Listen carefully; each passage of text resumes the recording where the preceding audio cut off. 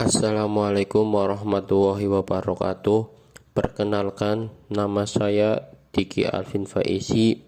Saya dari Prodi PJKR 5 Karyawan, NIM 202223042 dengan mata kuliah Hizbul Waton.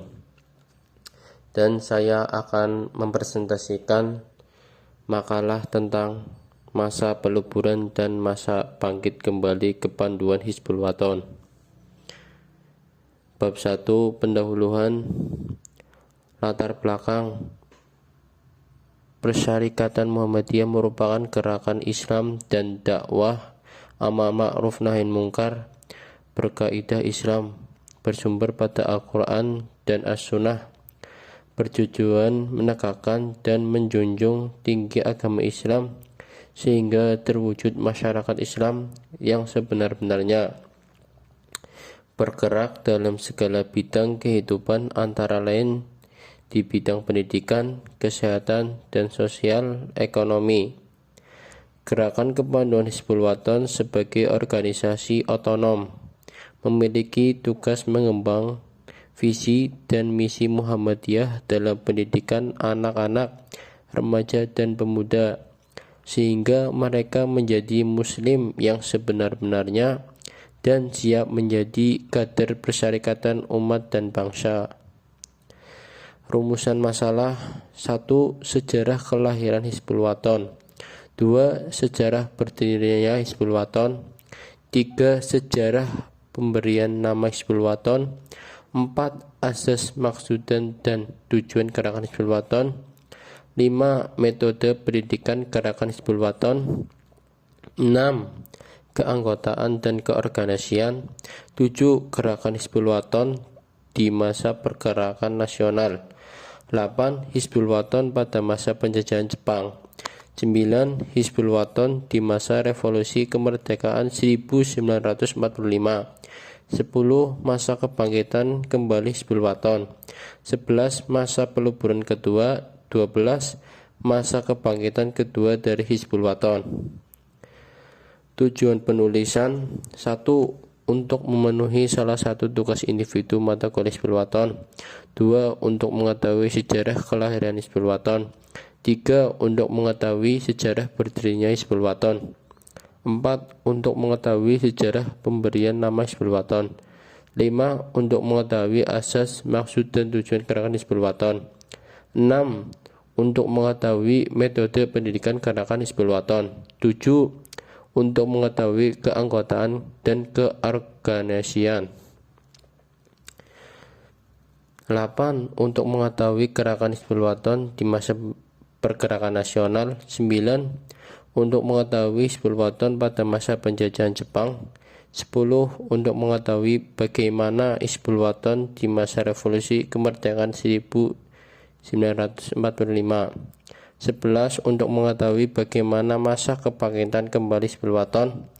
12. Untuk mengetahui masa peluburan kedua. 13. Untuk mengetahui bagaimana masa kebangkitan kedua dari Hizbul Waton. Bab 2, pembahasan. Sejarah kelahiran Hizbul Waton.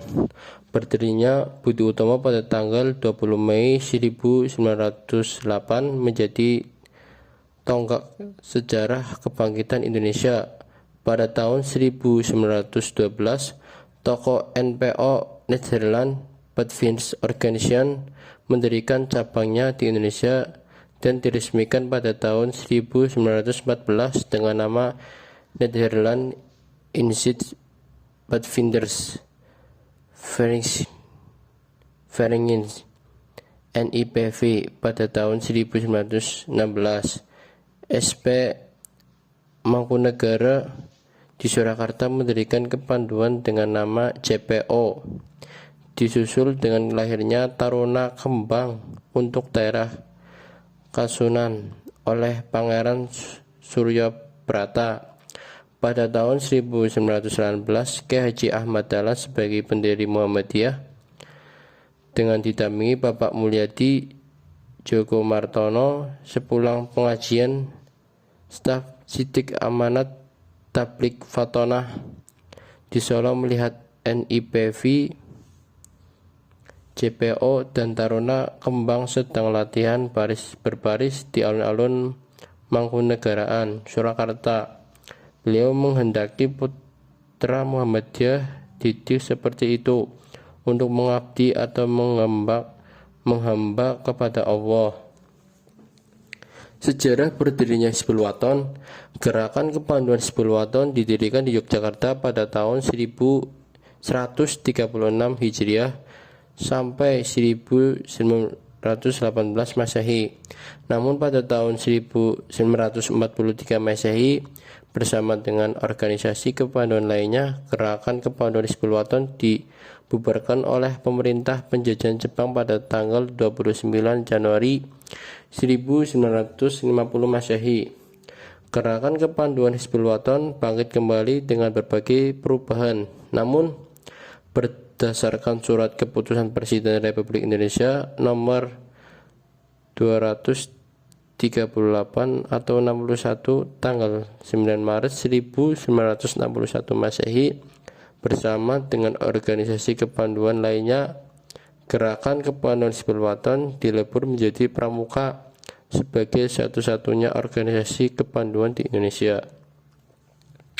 Sejarah pemberian nama Hizbul Waton. Dalam pertemuan di rumah Bapak Haji Hilal di Kauman, Yogyakarta, atas prakarsa Bapak Haji Hajid diusulkan mengganti nama Pathfinders Muhammadiyah menjadi Hizbul Waton, yang bermakna cinta tanah, pembela tanah air, sesuai dengan jiwa perjuangan melawan penjajah Belanda pada saat itu. Peristiwa ini terjadi pada tahun 1920. Asas, maksud, dan tujuan Hizbul Waton. Gerakan Kepanduan Hizbul Waton berasaskan Islam, sedangkan maksud dan tujuan adalah menyiapkan dan membina anak, remaja, dan pemuda menjadi manumur muslim yang sebenar-benarnya dan siap menjadi kader persyarikatan umat dan bangsa. Metode pendidikan Kepanduan Hizbul Waton. 1. Pengalaman akidah Islamiyah. 2. Pembentukan dan pembinaan akhlak mulia menurut ajaran Islam. 3. Pengamalan kode kehormatan pandu. 3. Pemberdayaan anak didik lewat sistem bergu. 5. Kegiatan dilakukan di alam terbuka. 6. Pendidikan dengan metode yang menarik, menyenangkan, dan menantang. 7. Penggunaan sistem kenaikan tingkat dan tanda kecakapan. 8. Sistem satuan dan kegiatan terpisah antara pandu putra dan pandu putri. 9. Tidak terkait dan berorientasi pada partai politik atau golongan tertentu. Usaha Hizbul Waton. Mengembangkan gerakan Kepanduan Hizbul Waton di seluruh Indonesia. 2. Mengadakan pendidikan dan pelatihan kepanduan bagi anak, remaja, dan pemuda muslim. 3. Menyelenggarakan pendidikan dan pelatihan untuk para pelatih, pimpinan, dan pemimpin anak didik. 4. Menyelenggarakan pendidikan kepanduan Islami. 5. Mengadakan kerjasama kelembagaan di dalam dan di luar negeri. 6. Usaha-usaha lain yang sesuai dengan maksud dan tujuan gerakan Kepanduan Hizbul Waton. Keanggotaan dan keorganisasian Kepanduan Hizbul Waton. 1. Anggota Kepanduan Hizbul Waton adalah warga negara Republik Indonesia beragama Islam yang terdiri dari A. Anggota biasa adalah peserta didik putra dan putri yang dikelompokkan menjadi B. Atfal berumur 6-10 tahun. C. Pengenal berumur 11-16 tahun. D. Penghela berumur 17-20 tahun. E. Penuntun berumur 21-25 tahun. Anggota pembina adalah mereka yang tugas utamanya memimpin atau melatih peserta didik serta mengelola dan atau pemimpin Kautir atau Qabliyah. Anggota pembina terdiri dari pelatih, instruktur, pemimpin satuan, dan pemimpin Kuatir atau Kabilah. 3. Anggota kehormatan adalah para pecinta kepanduan Hizbul Wathan yang karena usia, kesehatan, atau kesibukan kerja tidak dapat berpartisipasi aktif dalam kegiatan kepanduan. Masa pergerakan nasional pada tanggal 3 April 1926, G.J. Ranver, Komisaris Besar NIPV, menyelenggarakan dan memimpin konferensi kepanduan di Rumah Haji Dahlan dari Hizbul Wathan, Yogyakarta, dengan mengundang kepanduan nasional Indonesia. Dalam konferensi tersebut disampaikan konsep NIPV untuk mempersatukan organisasi kepanduan yang ada di Indonesia berdasarkan alasan prinsip kepanduan nasional Indonesia. Konsep tersebut tidak dapat diterima dan HW tidak bersedia bergabung dengan NIPV yang berorientasi pada kepentingan kolonial Belanda. Masa penjajahan Jepang, pada awalnya Hizbul Wathan masih dapat aktif ikut pawai ulang tahun Tenno Heika. HW dipimpin Bapak Haiban Hajid, putra Bapak Haji Hajid.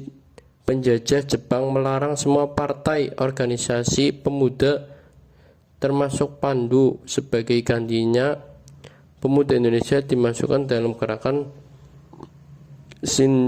Sinendan Kobundan Peta. Masa revolusi kemerdekaan 1945. Pada akhir September 1945 di Balai Mataram, Yogyakarta, diadakan rembuk pandu-pandu yang menghasilkan keinginan membangkitkan kembali Pandu dari HW, diwakili Bapak Mawardi Haiban Hajid, tanggal 27-29 Desember 1945. Kesatuan Kepanduan Indonesia dalam kongresnya di Solo sepakat bergabung dengan nama Pandu Rakyat Indonesia.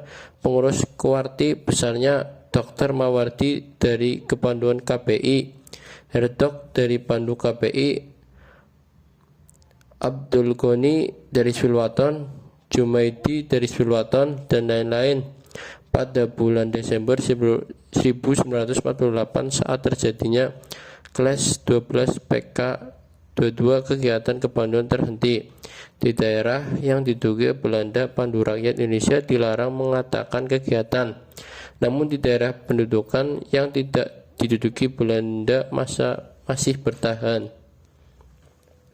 Masa kebangkitan kembali pada tanggal 20-22 Januari 1950, Kongres Pandu Rakyat kedua di Yogyakarta mengeluarkan beberapa keputusan, diantaranya: 1. Menerima konsep baru, memberikan kesempatan golongan untuk menghidupkan kembali golongan kepanduannya.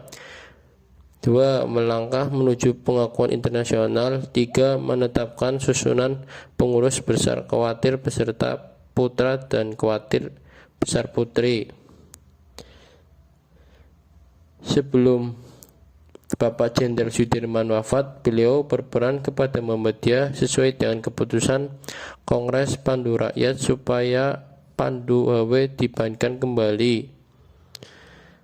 A. Pada tanggal 29 Januari 1950 diadakan apel kebangkitan di halaman Masjid Besar Masjid Agung Yogyakarta yang dipimpin oleh Bapak Haiban Hajid. B. Dengan bangkitnya kembali Hizbul Wathan, bangkit pula Pandu Hizbul Islam, Pandu Al-Watani, Pandu Siap, Pandu Islam, Pandu Ansor, Pandu Al-Irsyad. Agama lain barulah pandu-pandu umum atau yang tidak mengisukan agama Islam ikut memisahkan diri dari Pandu Rakyat. C.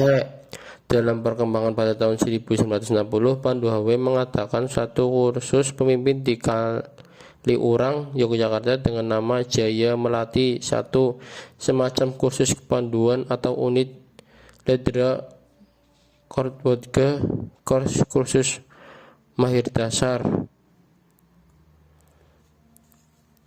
Masa peluburan kedua, dasar-dasar peluburan. Pidato PJM Presiden kepada para pemimpin Pandu pada tanggal 9 Maret 1061 di Istana Merdeka. B. Surat dari Perkindo nomor 071 DK 1161 tentang tindak lanjut amanat PJB Presiden tanggal 9 Maret 1961. C. Maklumat keputusan PP Muhammadiyah Majelis HW nomor 302 15A61 hal perintah peleburan organisasi panduan. D.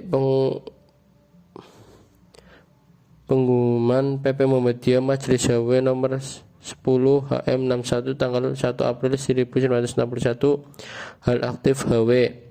E. Keputusan Presiden Republik Indonesia nomor 121 tahun 1961 tanggal 11 April tentang panitia pembentukan gerakan pramuka. F. Surat dari penguasa perang tertinggi nomor 0605 Peperti 1961 tanggal 11 April 1961 hal aktivitas kepanduan. G. Presiden Republik Indonesia nomor 238 tahun 1961 tertanggal 20 Mei 1961 tentang gerakan pramuka. H. Surat dari panitia pembentukan gerakan pramuka nomor 8 PPGP tanggal 27 Mei 1961 hal pernyataan bersedia meleburkan diri. I. Surat dari Majelis HW tanggal 8 Juni 1961 berisi pernyataan bersedia meleburkan diri. Masa kebangkitan kedua. Sejak dilebur menjadi gerakan pramuka, beberapa anggota HW tidak bersedia ikut meleburkan diri. Mereka membentuk suatu kegiatan pemuda yang senapas dengan jiwa mereka seperti pencinta alam, drum band, atau lebih memfokuskan sebagai kader persyarikatan dalam pemuda Muhammadiyah dan lain-lain. Begitu pula dengan Pandu Nasihatul Aisyah lebih banyak membina diri dalam pengajian membentuk pendidikan non formal bagi anak-anak serta kegiatan sosial lainnya. Dalam Muktamar Muhammadiyah tahun 1980 di Surabaya, bermunculan para mantan Pandu HW dengan seragamnya sebagai visualisasi adanya kegiatan Muhammadiyah dari masa ke masa. Terima kasih sebelumnya. Wassalamualaikum warahmatullahi wabarakatuh.